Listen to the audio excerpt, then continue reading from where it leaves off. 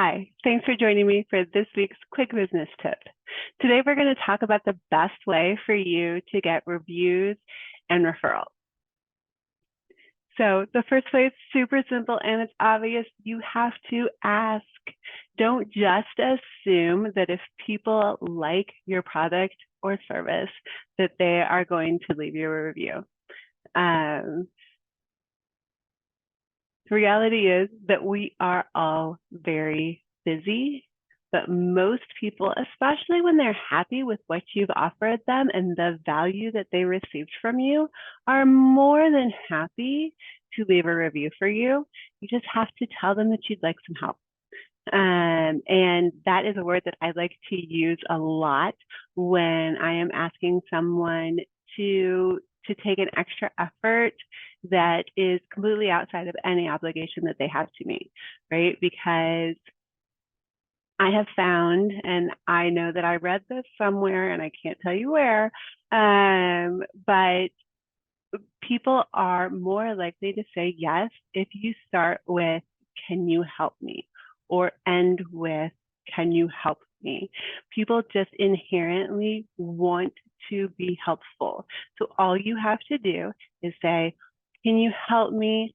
I'm trying to increase the number of reviews for my business on Google. I would love for you to leave one. Then leave them the link. Make it super easy for them to just pop on, click done, right? The second step is help them make that review great. A lot of times people are very well intentioned and they want to leave you a great review, but what happens is they end up saying, Susie was really great to work with. She has such a fantastic personality. If Susie is a financial planner, having a fantastic personality is nice, but it's not really going to make me want to hire her as a financial planner. So ask them when you ask for that help, for that review, to be left wherever you want it left.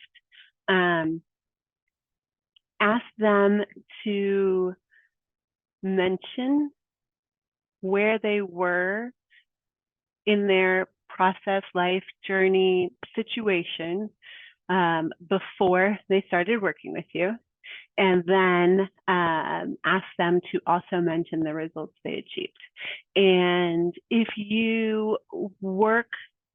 the services that you offer are oftentimes a little more personal, people can still convey this and remain very vague.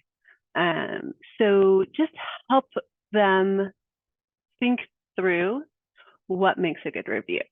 If there is a particular service or something that you would like them to mention or sort of like remind them that you offered this, you can go ahead and kind of help them along the way. You certainly don't want to write it for them, but help them create a review that's great for you. They're taking the time already, so you might as well make it the most valuable use of their time that you can. And the third thing that you can do is you can use the reward system. Typically, this is more for referrals, but it can also be for reviews. A common practice is to, have a monthly drawing. So anyone who sends you a referral or writes a review for the month of April, they're going to be entered to win a $50 Starbucks gift card or something along those lines, right? And you can repeat that every single month. Another thing is, I will oftentimes, if the person referring to me is local, I'll take them out to dinner, or I can send a gift card of a high enough value that the referrer and their significant other can enjoy dinner out together. So you need to, when you are creating this reward system, you need to consider the value of, let's say it is a referral. So consider the value of that referral to you and your business and how much effort effort the person had to put forward in making that referral for you. So if I'm telling someone about a fantastic coffee shop, my effort is very little.